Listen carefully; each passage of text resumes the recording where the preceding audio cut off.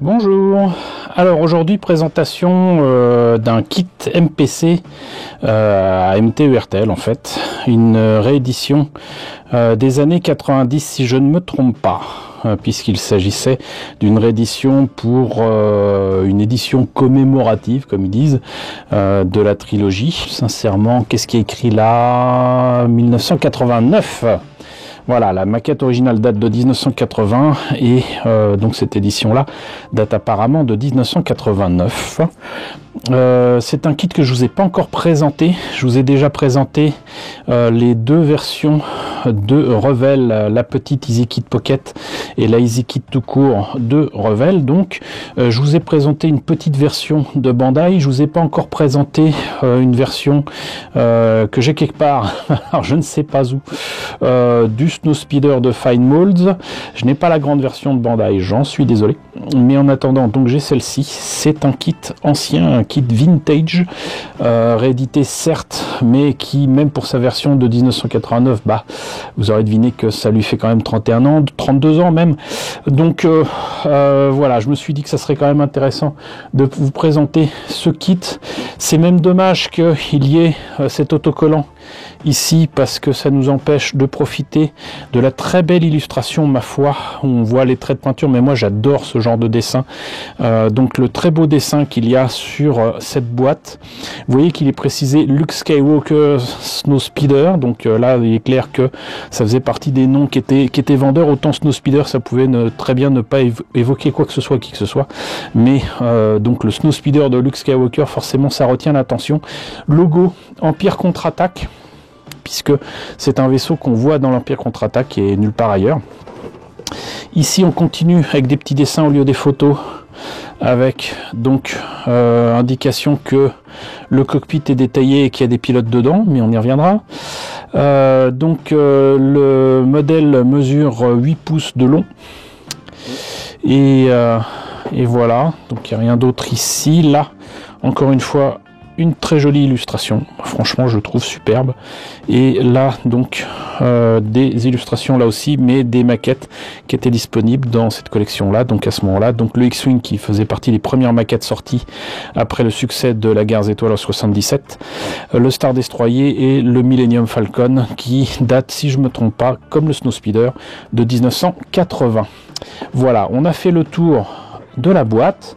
Moi ce que je vous propose, c'est de voir à l'intérieur ce que ça donne. Alors, la notice avec un très joli dessin qui présente à la fois donc le dessous du vaisseau et le dessus. On commence par le cockpit et dès l'étape numéro 2, on voit où est le problème. Vous voyez très bien que même si ce n'est qu'un dessin, vous verrez que de toute façon les personnages en plastique ne valent guère mieux. Il y a un problème. C'est un orang-outan ou un parachutiste de la Seconde Guerre mondiale, voire les deux.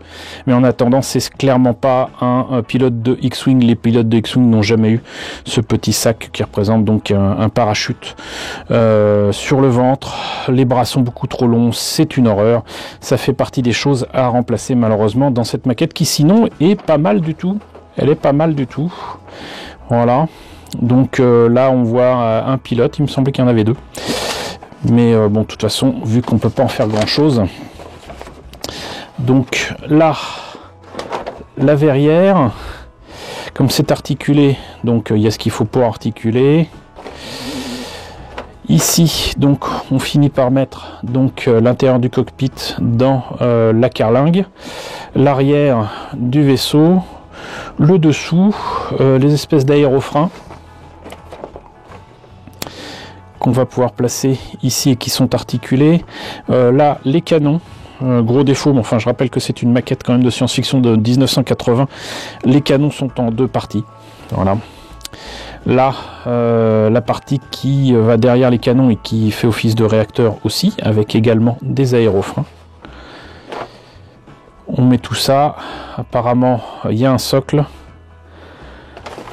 Et normalement, on en a terminé.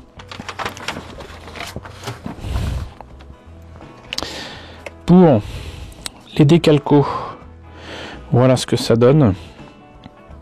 Alors moi ce que j'apprécie c'est qu'il y ait autant de marquage. Ce que j'apprécie un peu moins c'est que ce soit totalement illisible. Cela dit, c'est pas plus mal. Donc ce qu'on verra surtout c'est ici l'écran qui indique clairement des petits AT-AT hein, qui sont dans l'écran qui permet de viser sur les cibles.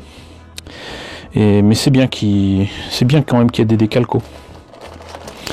Donc les pièces transparentes que je ne sortirai pas de leur étui de protection. Et ici encore des documents pour s'abonner à Lucasfilm Fan Club. Et là donc le reste des pièces, je n'ai jamais ouvert le sachet.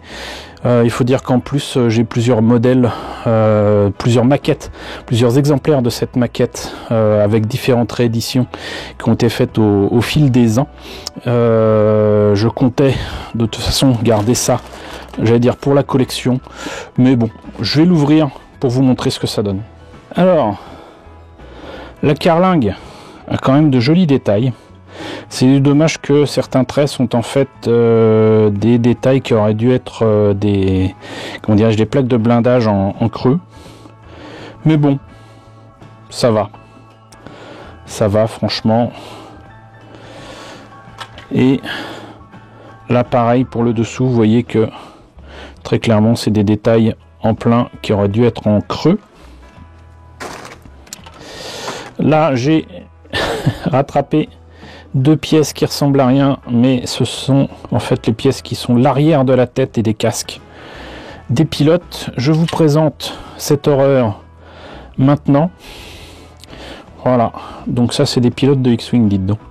Enfin des pilotes de Snowspeeder, mais c'est la même chose. Autant vous dire que je ne vais pas les utiliser. Voyez et admirez la taille des bras. Ils sont plus grands que les jambes. C'est une horreur. Et éventuellement pour remplacer ça, j'ai peut-être une solution plutôt que de passer par des produits en résine qui sont proposés par certaines sociétés. Beaucoup trop cher je trouve. J'avais acheté ça à Paris à Noz, vous voyez, à 3 € il y a bien longtemps. Star Wars Command, je pense que je vous en ai parlé plusieurs fois et ça sera certainement la solution pour pas mal de projets avec donc des kits à peu près de cette échelle là. Je pense qu'on s'en approche et il se trouve que là non seulement on a un pilote de X-Wing mais aussi on a un pilote de X-Wing avec la tenue haute et je vais pouvoir l'ouvrir pour vous montrer ce que ça donne. La différence entre les deux, c'est bien évidemment la tenue qui permet de tenir par grand froid. Hein, c'était non seulement pour que ce soit raccord dans le film, mais aussi pour éviter que les acteurs ne gèlent sur place, sur les lieux de tournage où il y avait de la vraie neige. Là, vous avez pilote de X-Wing normal. Et là, vous voyez très clairement que c'est un pilote rebelle qui vient d'un Snowspeeder. Donc éventuellement, peut-être prendre quand même un des pilotes qui est là pour faire Dak qui est mort au fond du Snowspeeder et peut-être prendre cette figurine là pour faire donc Luke Skywalker, sauf que normalement il n'a pas une arme qui sort du Snowspeeder et qui fait face à un AT-AT. Donc pourquoi pas, ça peut être une solution. Ça peut être aussi une solution pour montrer donc un pilote de Snowspeeder près d'un Snowspeeder dans la base rebelle. Hein. Il n'est pas obligé d'être en action à la fois avec l'attaque des AT-AT ou en mission de reconnaissance ou quoi. Donc pourquoi pas. Mais voilà, ça fait partie des choses qu'il est possible d'imaginer. Voilà, je pense qu'on y gagne quand même pas mal. Hein, franchement. On y gagne quand même pas mal. Alors pour la suite des pièces, l'arrière du Snowspeeder et le dessous. Ici, les consoles quand même, pour le cockpit lui-même, les consoles sont pas si mal, si ce n'est que je devine que certains détails auraient dû être en creux et non pas en plein, mais ça passe. Ça passe, c'est déjà mieux que les affreux ronds qu'il y avait dans le cockpit de Revell. J'ai jamais su pourquoi il y avait ces ronds. Mais là, les consoles, ça va. Et là, on a à l'intérieur. Donc là, par contre, les sièges, c'est du n'importe quoi. Mais bon, pourquoi pas.